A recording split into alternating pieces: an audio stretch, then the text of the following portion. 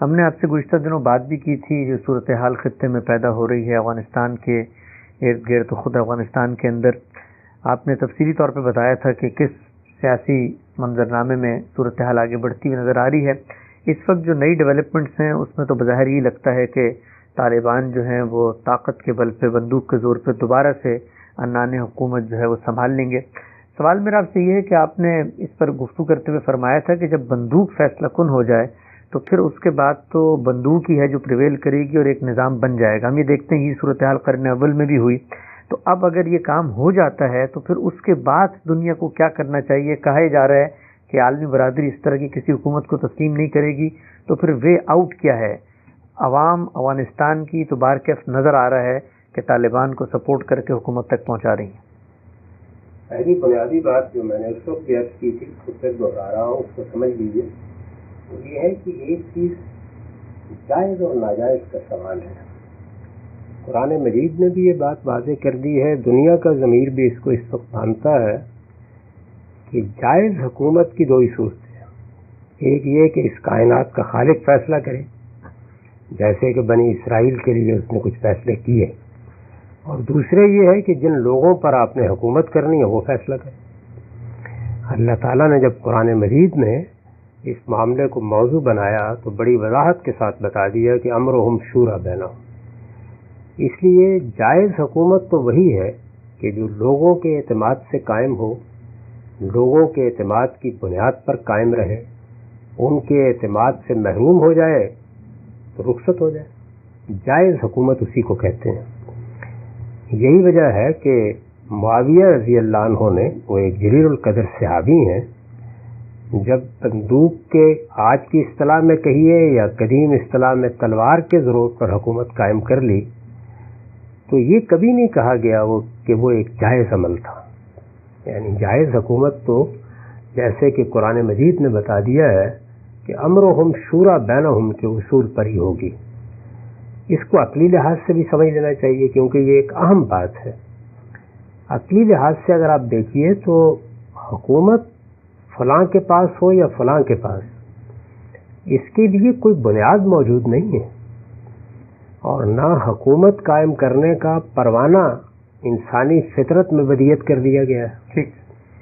یہ تو انسان کی ضرورت سے پیدا ہوا ہے، یعنی چونکہ انسان کو اللہ نے ارادہ و اختیار دیا ہے، ارادہ و اختیار کا غلط استعمال ہوتا ہے، تو اس وجہ سے لوگوں نے یہ فیصلہ کیا کہ وہ اپنے اوپر کوئی ایسا نظم ضرور قائم کر لیں جو برے لوگوں کو گرفت پہ لے سکے، لوگوں کو ارادہ و اختیار کے غلط استعمال سے روک سکے، اور ان کے حقوق تلف ہونے سے بچا سکے، ان کی جان مال آبرو کی حفاظت کر سکے۔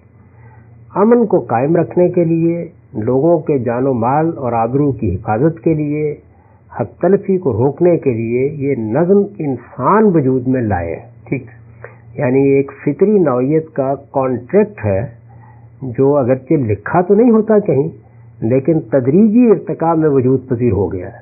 چنانچہ ہر جگہ آپ یہ دیکھتے ہیں کہ لوگ حکومت قائم کرتے ہیں اور یہ چاہتے ہیں کہ حکومت قائم ہو۔ جس طرح سے انسان میں ارج رکھا گیا ہے کہ وہ گھر بساتا ہے، بیوی لاتا ہے، خاندان کی تمہید مانتا ہے، اسی طرح وہ اپنے لیے حکومت قائم کرتا ہے۔ تو جب یہ لوگوں کی ایک ضرورت سے پیدا ہوئی ہے تو اس کا فیصلہ بھی انہیں کو کرنا ہے۔ بالکل ٹھیک، عقلی لحاظ سے بھی یہی بات درست ہے۔ اور اللہ نے جب اپنی کتاب میں اپنے پیغمبر کے زمانے میں مسلمانوں کو حکومت ملنے کا موقع آیا تو اصول کی وضاحت کی تو یہ بتا دیا کہ امرہم شورا بینہم۔ اس کا طریقہ کیا ہوگا، لوگوں کی رائے کیسے لی جائے گی، ان کا اعتماد کیسے حاصل ہوگا، یہ زمانے کے لحاظ سے ہوتا ہے۔ ایک قبائلی معاشرے میں آپ اور طریقے اختیار کریں گے، آج کے زمانے میں آپ انتخابات کرا لیتے ہیں۔ میں نے قرن اول کے واقعات پر تبصرہ کرتے ہوئے یہ کہا تھا کہ خلفائے راشدین کے زمانے میں جو طریقہ اس کے لیے اختیار کیا گیا، اس میں ایک ہاؤس آف ریپرزنٹیٹو یا ایوان نمائندگان وجود میں آ گیا تھا، اور وہ ایک فطری عمل سے آیا تھا۔ یعنی رسالت مآب صلی اللہ علیہ وسلم نے دعوت دی، لوگ ایمان لائے، وہ مختلف جگہوں سے ہجرت کر کے مدینہ آ گئے، مدینہ میں مہاجرین و انصار کی دو جماعتیں بن گئیں۔ رسالت مآب صلی اللہ علیہ وسلم نے ان کے اندر ایک نظم پیدا کیا، ایک حکومت پیدا ہو گئی، اس میں جو لوگ اس وقت وہاں موجود تھے ان کے رہنما بالکل متعین تھے، ان کے لیڈر بالکل متعین تھے، تو وہی گویا ایک ایوان نمائندگان بن گئے. لیکن حکومت مدینہ تک تو محدود نہیں رہی، وہ آہستہ آہستہ اس سے آگے بڑھی، اس سے آگے بڑھ کر پورے جزیرہ نما عرب تک پھیل گئی. پھر اس کے بعد ایک بڑی سلطنت وجود میں آ گئی. تو اب یہ ضرورت تھی کہ یہ طے کیا جائے کہ اگر لوگوں کی رائے پر حکومت قائم ہونی ہے تو وہ ہاؤس آف ریپرزنٹیٹیوز کیسے وجود میں آئے گا، کیونکہ اس کے بغیر آپ کسی ادنا سے ادنا درجے میں بھی جمہوری حکومت کا تصور نہیں کر سکتے، جس کو آپ جدید اصطلاح میں پارلیمنٹ کہتے ہیں. یہ مسلمان وجود میں نہیں لا سکے. جب وجود میں نہیں لا سکے تو میں نے اس وقت یہ عرض کیا تھا کہ پھر تلوار نکل آئی، اور تلوار کے نکلنے کا ایک باعث بھی ہو گیا. سیدنا عثمان کی حکومت کے خلاف بغاوت ہوئی اور بلوائیوں نے بدقسمتی سے ایک جلیل القدر شخصیت کو شہید کر دیا. ان کی شہادت کے بعد جو گرد اڑی اس میں بہت سے حقائق اس وقت سامنے نہیں آ سکے. نتیجہ یہ نکلا کہ پوری مملکت یا پوری سلطنت میں خانہ جنگ کی کیفیت پیدا ہو گئی. اس کو میں نے اس سے تعبیر کیا تھا کہ جب تلوار نکل آتی ہے، اور آج کے زمانے میں آپ کہہ سکتے ہیں کہ جب بندوق چلنے لگ جاتی ہے تو پھر اس کے بعد فیصلہ بھی بندوق ہی کرتی ہے، فیصلہ بھی تلوار ہی کرتی ہے. تو وہاں بھی اسی نے فیصلہ کیا تھا. ٹھیک. اس لیے یہاں پر بھی صورتحال یہ ہے کہ یہ بہت اچھا ہوتا کہ اگرچہ امریکہ کے حملے پر آپ 10 باتیں کہہ سکتے ہیں، جائز قرار دے سکتے ہیں، ناجائز قرار دے سکتے ہیں، تنقید کر سکتے ہیں، اس کے آنے کو قابل مذمت ٹھہرا سکتے ہیں، لیکن آنے کے بعد افغانستان میں ایک دستور بن گیا، اس کے تحت کچھ انتخابات بھی ہو گئے، ایک بنیاد فراہم ہو گئی، تو اس کو بہتر کیا جا سکتا تھا. اور آج کے زمانے میں یہ کوئی مشکل بھی نہیں. انتخابات دنیا بھر کے 10 ممالک میں ہو رہے ہیں. اس لیے صحیح بات تو یہی ہے اور یہی تھی کہ پوری دنیا بھی یہی کہتی، ہمارے ملک کی قیادت بھی یہی کہتی، اور طالبان پر بھی یہ بات واضح کی جاتی کہ انہیں ہر حال میں لوگوں کے فیصلے کو ماننا ہے، یعنی لوگوں کو موقع دیا جائے کہ وہ ایک حکومت قائم کریں، وہ اس کا فیصلہ کریں کہ وہ کس کو اقتدار دینا چاہتے ہیں. میں نے یہ عرض کیا تھا کہ وہاں بدقسمتی سے ایسے حالات ہیں کہ لوگوں کو خود بھی اپنے اس حق کا شعور نہیں. ایک بہت بڑی تعداد اس معاملے میں بہت سی غلط فہمی میں مبتلا ہے. تو آپ کسی اصول کو خواہ وہ کتنا ہی اعلیٰ کیوں نہ ہو زمین پر نہیں اتار سکتے جب تک لوگوں کے اندر اس کا شعور نہ پیدا ہو جائے. جائز اقدام تو یہی ہوگا. جس طرح اس وقت ایک جلیل القدر صحابی کے اقدام کو بھی جائز نہیں کہا جا سکتا، یہ بتایا تھا میں نے اس میں کہ جب اقدام جائز نہیں ہے تو پھر ایک ہی صورت ہو سکتی ہے، یہ دیکھا جائے کہ ان حالات میں کیا اس کے سوا کوئی چارہ نہیں تھا، تو یہ گویا عذر پیش کرنا ہوگا. اور ایسا ہوتا ہے، یعنی بعض اوقات ایک مثالی صورتحال میں ہم عمل نہیں کر سکتے، ایسی صورت پیش آ جاتی ہے کہ اس میں کوئی چارہ نہیں ہوتا. تو اس کو میں نے اس سے تعبیر کیا تھا کہ جب کبھی تلوار نکل آئے یا بندوق اٹھا لی جائے اور اس کے اسباب وہاں پیدا ہو گئے تو پھر آپ کے پاس کوئی جگہ ہونی چاہیے جس کی بنیاد پر آپ لوگوں کی رائے لے سکیں. کوئی نظام بن نہیں سکا تھا، اور یہ صرف یہ نہیں کہ اس وقت نہیں بن سکا، اس کے بعد بھی 1200 سال تک نہیں بن سکا. کوئی فقہا بھی تجویز نہیں کر سکے. مسلمانوں کے ہاں وہی روایت قائم ہوئی جو اس وقت ابتدا ہو گئی تھی کہ پھر ملوکیت یا بادشاہت ہے یا جس کو آپ خلافت کہتے ہیں اپنے ہاں، وہ بہرحال خاندانوں کی حکومت تھی. پہلے بنو امیہ کی ہوئی، پھر بنو عباس کی ہوئی، اس کے بعد عثمانیوں کی قائم ہو گئی. اس کے تحت بھی جو مختلف سلطنتیں قائم ہوئیں جن میں سلطان لوگوں کو کہا جاتا تھا وہ بھی زیادہ تر اسی نوعیت کی تھیں، یا بندوق کے زور پر، تلوار کے زور پر قائم ہو گئیں، اور یا پھر یہ ہے کہ ان میں موروثی طریقہ اختیار کر لیا گیا. تو میں نے یہ گزارش کی تھی کہ جب بھی جائز ناجائز کی بحث ہوگی، حکومت کے قیام کا مرحلہ ہو، وہ قائم ہو جائے، وہ تاریخ کا حصہ بن جائے، ہم یہی کہیں گے کہ جائز حکومت وہ ہوتی ہے اسلام کی روح سے، کیونکہ یہ سب کچھ اسلام کے نام پر ہو رہا ہے. اسلام کی روح سے بھی جائز حکومت وہ ہوتی ہے جو لوگوں کی رائے سے قائم. تو ہم تو یہی کہیں گے کہ طالبان کو اسلام کے حکم کے سامنے سر جھکانا چاہیے تھا اور بندوقوں کے زور کے اوپر اپنے ہی لوگوں کے خلاف اقدام نہیں کرنا چاہیے تھا. یہ تو ہے اصولی بات. لیکن میں نے پھر یہ عرض کیا کہ خانہ جنگی یہاں بھی شروع ہے، اور 20 سال تک دنیا کی بڑی طاقتیں بھی اس کا خاتمہ نہیں کر سکی. جب ختم نہیں ہو سکی تو اس کا مطلب کیا ہے؟ یعنی جب اتنی بڑی طاقتیں ختم نہیں کر سکیں تو کیا یہ موجودہ حکومت ختم کر لے؟ تو دو ہی صورتیں ہوں گی نا، کہ یا ایک اور لمبے عرصے تک خانہ جنگی ہوتی رہے گی، اور یا یہ ہے کہ کوئی ایک گروہ غلبہ پالے گا. اس کو ہمارے ہاں اصطلاح میں کہا جاتا ہے متغلب کی حکومت، یعنی زور سے حکومت قائم کر لی گئی، بندوق کے زور پر، تلوار کے زور پر، طاقت کے زور پر. یہ جو ہمارے جیسے ملکوں میں مارشل لا لگ جاتا ہے اس میں بھی یہی ہوتا ہے. یعنی آپ کے ملک کی اپنی فوج ایک دن چڑھ دوڑتی ہے اپنی قوم کے اوپر، اور اس کے بعد آپ کے تمام فیصلوں کو پس پش ڈال دیتی ہے اور بندوق کے زور پر حکومت قائم کر لیتی ہے. تو میں پھر عرض کر دوں کہ یہ حکومت قائم کرنے کی صحیح کی جائے وہ صحیح بھی ناجائز، وہ ہو جائے تو وہ حکومت بھی ناجائز، وہ تاریخ کا حصہ بن جائے تب بھی یہی کہا جائے گا. لیکن جب وہ قائم ہو جائے گا مطلب یہ ہوتا ہے کہ اس نے غلبہ حاصل کر لیا، یعنی بندوق اٹھائی گئی، تلوار اٹھائی گئی، اور اس کے بعد کسی ایک گروہ کو وہ فیصلہ کن برتری حاصل ہو گئی، جس کے بعد اس نے امن قائم کر دیا. تو اسے ہماری فقہ میں متغلب کی حکومت کہا جاتا ہے. اس طرح کی حکومت جب یہ قائم ہو جاتی ہے تو ابتدا میں آپ جو جی چاہے کہتے رہیں، اس کو آخر ماننا پڑتا ہے. اچھا، اس وقت صحابہ کرام نے اس کو تسلیم کیا تھا، بہت بڑی جمعیت نے تسلیم کیا تھا.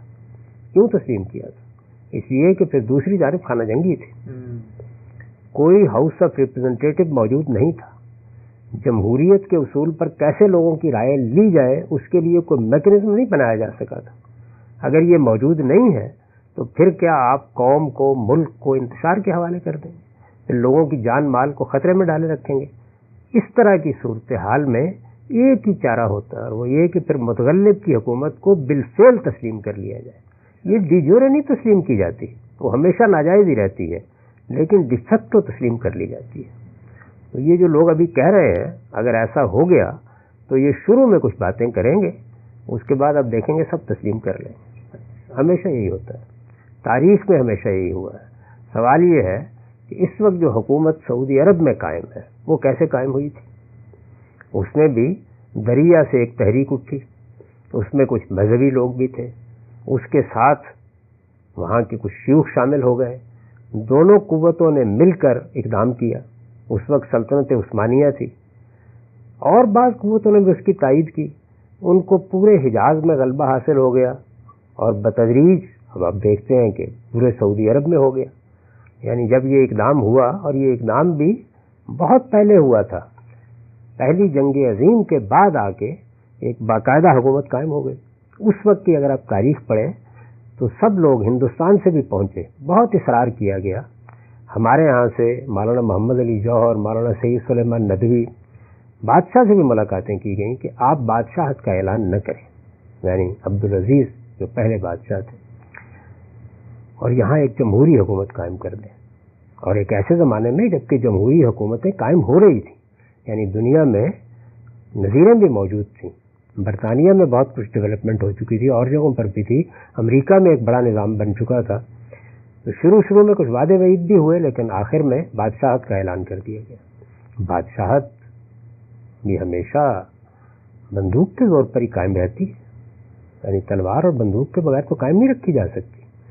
آپ تلوار اور بندوق کی طاقت اس کے پیچھے سے ہٹا لیں تو 10 دن بھی لوگ گوارا نہیں کریں گے. کیوں گوارا کریں گے؟ یعنی کوئی غیر معمولی صورت ہوگی کہ کوئی جبریل امین کی طرح کے بادشاہ سلامت ہو، تو ہو سکتا ہے کہ لوگ ان کو قبول کیے رکھیں، ورنہ یہ کہ حوصلہ مند لوگ اٹھ کھڑے ہوں گے اور وہ قبضہ کر لیں گے یا آگے بڑھیں گے یا کچھ کریں گے. تو وہاں پہ یہ تقاضا کیا گیا، اور کافی دیر تک یہ تقاضا رہا. ہندوستان میں اس کے لیے بہت سی قراردادیں بھی ہوئیں، علماء نے بھی بعض اقدامات کیے، انہوں نے یہ بات نہیں مانی اور آخر میں یہ اعلان کر دیا. جب یہ اعلان کر دیا تو اب مجھے یہ بتائیے کہ دنیا نے اس کو تسلیم کیا ہوا ہے یا نہیں تسلیم کیا ہوا؟ اس کے بعد بھی تسلیم کی گئی، اب بھی تسلیم کی جاتی ہے، بلکہ دنیا کی وہ ساری قوتیں تسلیم کیے ہوئے ہیں. پھر ایک اور چیز کو بھی نگاہ میں رکھیں کہ جمہوری حکومت قائم کرنے کے لیے باہر سے کوئی قوت آئے اور آ کر تہوبالا کر دے پورے نظم کو. اس کا تجربہ عراق میں بھی ہو چکا، لیبیا میں بھی ہو چکا، شام میں بھی ہو چکا. اس میں بہت قتل و غارت ہوتی، اس کو سنبھالنا پھر آسان کام نہیں ہوتا. یہاں پر بھی یہی تجربہ ہوا ہے. یعنی بڑی قوتوں نے اقوام متحدہ کے تحت آ کے کوشش کر کے دیکھ لی، لیکن جب تک لوگوں کے اندر ایک غیر معمولی شعور نہ ہو، وہ بندوق کو قبول کرنے کے لیے تیار نہ ہو، اس وقت تک بہت مشکل ہے کہ آپ لوگوں کو اس کا قائل کر سکیں، اور عمومی طور پر لوگ جمہوریت کے لیے آگے بڑھنے، جان دینے کے لیے تیار ہو جائیں۔ اس طرح کی صورت خدا کا شکر ہے کہ ترکی میں پیدا ہو گئی تھی، تو آپ نے دیکھا کہ پھر فوجی اقدام کو روکا جا سکا۔ ہمارے ہاں کبھی بھی نہیں روکا جا سکا، یعنی پاکستان میں ہم روک سکے؟ تو جو حکومتیں پاکستان میں بندوق کے زور پر قائم ہوتی رہی ہیں، کیا ان کو دنیا نے تسلیم نہیں کیا؟ شروع میں ہوتا ہے، یعنی شروع میں ذرا شرم آتی ہے، لیکن اس کے بعد دنیا کے سیاسی مفادات ہیں، قبول کر لیا جاتا ہے۔ تو یہ فیصلہ در حقیقت اب اسی میدان میں ہوگا، یعنی اگر یہ فیصلہ کسی سمجھوتے کی صورت میں ہونا تھا تو یہ اس وقت ہو جانا چاہیے تھا، نہیں ہوا۔ اور سمجھوتا بھی کس بات پہ ہوگا؟ یعنی دنیا کے اندر راستے ہی دو ہیں، یا بندوق فیصلہ کرتی ہے یا لوگ فیصلہ کرتے ہیں۔ تو لوگوں کے فیصلے کو طالبان اصولاً نہیں مانتے، یعنی ان کے نزدیک تو اسلام کا نظام یہی ہے کہ مذہبی طبقے کی آمریت قائم کر دی جائے۔ تو مذہبی طبقے کی آمریت ایران میں بھی قائم ہے، اور قائم ہے، لوگ اس کو تسلیم ہی کیے ہوئے ہیں۔ تو اس وجہ سے میرے نزدیک یہ شروع میں کچھ باتیں ہوں گی، اس کے بعد اگر ایسا ہو جاتا ہے تو جس طرح معاویہ رضی اللہ عنہ کی حکومت تسلیم کر لی گئی، اسی طریقے سے یہ حکومتیں بھی تسلیم کی گئی ہیں، تسلیم کی جائیں گی۔ لیکن یہ تسلیم کرنے کا عملی ہوتا ہے، یعنی یہ مان لیا جاتا ہے کہ یہ متغلب کی حکومت ہے یا متغلبین کی حکومت ہے، انہوں نے غلبہ حاصل کر لیا ہے، اب کوئی چارہ اس کے سوا نہیں۔ اگر اس کو تسلیم نہیں کیا جائے گا تو خانہ جنگی ہوگی، چونکہ اصول کو ماننے کے لیے تیاری نہیں ہے، اور جائز اور ناجائز کا فیصلہ بھی بندوق سے کرنا چاہتے ہیں، تو اب کچھ نہیں ہو سکتا اس کے سوا۔ تو یہ میرے نزدیک اس پر مختصر تبصرہ۔ صاحب یہ بات تو آپ نے واضح فرمائی کہ جو متطلب یا تسلط اور غلبے اور بندوق اور طاقت کے زور پر حکومتیں بنتی ہیں، تو ان کے لیے عملی طریقہ یہی ہے کہ ان کو تسلیم کیا جائے۔ اس سے کمیونیکیشن، رابطہ بھی قائم ہوتا ہے، کچھ لے دے کر کے کم سے کم معاملات آگے بڑھ سکتے ہیں۔ لیکن طالبان کا جو معاملہ ہے، ہم یہ دیکھتے ہیں کیونکہ پہلے بھی ان کی حکومت قائم ہوئی، تو ان کا تو جو نقطہ نظر ہے وہ باہر کیف ایک خاص اسلامی فکر ہے، انہوں نے وہاں پر سیف ہیونز فراہم کی، پھر وہاں سے امریکہ پہ حملے ہوئے۔ تو یہ پہلو بھی ذرا مجھے بتائیے گا کہ باقی معاملات میں مثلا ڈکٹیٹرز ہیں، مصر میں تھے، عراق میں تھے، شام میں تھے، فوجی حکمران آئے، ان کی حکومتیں تسلیم کر لی، انہوں نے سب تحوالہ کیا۔ یہاں پر تو ایک پورا نقطہ نظر نظریہ ہے ایکسپینشن کا، غلبہ دین کا، اقامت دین کا، خلافت کا، اور پھر جو بنیادی ہیومن رائٹس اس وقت دنیا جہاں پر کھڑی ہوئی ہے ان کو وہ نہیں مانتے، لوگوں کی پرسنل لائف میں مداخلت ہے۔ تو اس کو کیسے تسلیم کیا جا سکتا ہے؟ اور اگر یہ تسلیم کر لیا جائے گا تو پھر نقصان مزید ہوگا۔ یعنی یہی سب کچھ ہوتا ہے نا، یہ ہیومن رائٹس کدھر جاتے ہیں جب مارشل لگا دیے جاتے ہیں؟ اس وقت مثال کے طور پر شام میں جو حکومت قائم ہے، کیا فی الواقع اس کو جمہوری حکومت کہا جا سکتا ہے؟ تو دو چیزیں ہوتی ہیں سامنے، کیوں تسلیم کیا جاتا ہے؟ اس لیے کہ یا لیبیا کی صورتحال پیدا ہو جائے گی، یعنی اقتدار ختم ہو گیا، اس کے بعد خانہ جنگی، ایک لمبی خانہ جنگی، کوئی مستحکم نظام نہیں بن رہا۔ تو دنیا کو جب ان دو میں انتخاب کرنا ہوتا ہے، مارشل لا کے معاملے میں یہ کیا ہوا ہے، ہمارے ہاں جب بھی لگایا گیا تو سیاسی رہنماؤں نے بھی پھر بتدریج اس کے ساتھ معاملات کیے، مذاکرات کیے۔ کوئی اگر عبوری نظم بنایا گیا تو اس کا حصہ بن کے کوشش کی کہ اس کو ختم کیا جائے، اس لیے کہ یا پھر آپ تلوار لے کے نکلیں، بندوق لے کے نکلیں گے مقابل میں۔ تو حکومت کا معاملہ اس زمینی حقیقت پر کھڑا ہے نا کہ آپ کا غلبہ قائم ہو گیا ہے۔ اگر مثال کے طور پر ایک شخص مارشل لگانے کا فیصلہ کرتا ہے اور اندر سے بغاوت ہو جاتی ہے اور اس کو لوگ مارشل نہیں لگانے دیتے، تو معاملہ ختم ہو جائے گا۔ لیکن اب نہتے عوام کیا کریں؟ آپ کے اپنے ملک کی فوج اگر ایک دن چڑھ دوڑے اور قبضہ کر لے ملک کے اوپر، اور اس قبضے کے راستے میں تو کوئی رکاوٹ نہیں ہوتی، تو پھر کیا کیا جائے؟ تو اس موقع کے اوپر اس کو کہا جاتا ہے کہ ڈیفیکٹو عملاً تسلیم کر لیا جائے گا، بالفعل تسلیم کر لیا جائے گا، تاکہ امن قائم ہو جائے، لوگوں کو امن میسر آ جائے۔ باقی یہ چیزیں جو آپ نے بیان کی ہیں تو یہ دنیا نے ایک صدی تک سعودی عرب میں بھی بھگتی، اب آ کے آپ اس میں کچھ نرمی پیدا کر رہے ہیں نا۔ اس میں میں نے اصولی بات اس وقت بھی یہی کر دی تھی کہ ہمیں تو لوگوں کو دین بتانا ہے، تو دین میں پہلی بات جو بتانے کی ہے وہ یہ ہے کہ حکومت قائم کرنے کا طریقہ اللہ کے نزدیک ایک ہی ہے، اور وہ ہے امرہم شورا بینہم۔ صحابہ کرام نے خلفائے راشدین کے زمانے میں اسی اصول کا اطلاق کیا، بلکہ اس سے پہلے خود رسالت مآب صلی اللہ علیہ وسلم نے اسی اصول پر اپنے بعد اقتدار کے بارے میں ہدایت دی، اور یہ فرمایا کہ یہ لوگوں کے اعتماد کی بنیاد پر فیصلے تک پہنچے گا. تو اس لیے پہلی بات یہ بتانی، یہ ان کو بھی بتانی چاہیے جو اسلام کے نام پر تلوار اٹھائے ہوئے ہیں یا بندوق اٹھائے ہوئے ہیں، کہ اسلام کا پہلا حکم آپ کے لیے کیا ہے؟ امرهم شورى بینہم. تو اس وجہ سے خود آگے بڑھیں وہ، اور آگے بڑھ کر لوگوں کو موقع دیں کہ وہ ان کے بارے میں فیصلہ کریں، اور باقی لوگوں کو بھی موقع دیں، وہ بھی آئیں، ان کے مقابلے میں آئیں. یعنی زیادہ سے زیادہ جو مطالبہ، جائز مطالبہ ہو سکتا تھا وہ یہ تھا کہ اس سے پہلے جو انتخابات ہوئے ہیں وہ چونکہ ایک دوسری طاقت کے زیر اثر ہوئے ہیں، دوبارہ کرا دیے جائیں، نئے کرا دیے جائیں. مسلمان ملکوں کی افواج وہاں پہ عارضی طور پر بھیج دی جائیں، ان کی نگرانی میں کرا دیے جائیں. یعنی جو اہتمام بھی کیا جا سکتا ہے، لیکن آپ اس اصول کو مانیں کہ یہ فیصلہ لوگوں کو کرنا ہے. تو پہلی بات تو یہ ہے کہ یہ فیصلہ لوگوں کو کرنا ہے، یہ اللہ کا حکم ہے، یہ دین کا حکم ہے، یہی عقلی لحاظ سے درست ہے. اسی کو جمہوریت کہا جاتا ہے. اسی کو سامنے رکھ کر اس وقت دنیا یہ کہہ رہی ہے کہ ہم تسلیم نہیں کریں گے. یعنی بظاہر اپنے اس عزم کا اظہار کر رہی ہے کہ یہ بات ان تک پہنچ جائے. دوسری چیز میں نے اس وقت واضح کر دی تھی، اب آپ نے سوال کیا ہے، اور وہ چیز بھی بہت بتانے کی ہے کہ اسلام میں یہ بالکل طے ہے کہ وہ کیا چیزیں ہیں کہ جو حکومت سے متعلق ہیں. وہ چند چیزیں ہیں، ان کے علاوہ باقی معاملات میں بندے اور اللہ کا معاملہ ہے. کسی حکومت کو حق نہیں ہے کہ وہ لوگوں کے شخصی معاملات میں مداخلت کرے. وہ بس جمعے کا ممبر اس کو دیا گیا ہے، اس سے تلقین کرے، نصیحت کرے، جس چیز کو آپ صحیح سمجھتے ہیں لوگوں کو اس کی ترغیب دیں. لیکن اگر آپ کے نزدیک داڑھی رکھنا بہت ضروری ہے تو آپ لوگوں کو اس کا پابند نہیں کر سکتے. آپ کے نزدیک برقع پہننا بہت ضروری ہے تو آپ لوگوں کو اس کا پابند نہیں کر سکتے. یہ شخصی معاملات ہیں، ان میں لوگوں کو اللہ کے ہدایت پر اگر کوئی فیصلہ کرنا ہے تو اپنی تعبیر کے مطابق کرنا ہے، اور ہر شخص کو حق حاصل ہے کہ وہ جیسے دین کو سمجھتا ہے اس پر عمل پیرا ہو. آپ کی کوئی تعبیر ہے، بیان کیجئے، اس کے دلائل دے دیجئے، اس سے آگے آپ کا کوئی حق نہیں. چنانچہ آپ نے دیکھا ہے کہ سعودی عرب میں بھی جو اس طرح کے اقدامات تھے کہ عورتیں باہر نہیں نکلیں گی، وہ نہیں کریں گی، ڈرائیونگ نہیں کریں گی، وہ فلاں نہیں ہوگا، ختم کرنے پڑ گئے آخر میں. تو اس طرح کی چیزوں میں جو مداخلت کی جاتی ہے، یہ مداخلت بھی دین کی روح سے جائز نہیں، حق ہی نہیں ہے آپ کو. پہلے تو یہ بتائیے قرآن مجید کی کس آیت میں اور کس حدیث میں اللہ کے پیغمبر نے آپ کو یہ حق دیا ہے؟ شخصی معاملات میں کوئی حق نہیں ہے آپ کو. البتہ وہ احکام جو دین میں حکومتوں کو دیے گئے ہیں. لوگ کہتے ہیں پھر اسلامی حکومت کیا ہوتی ہے؟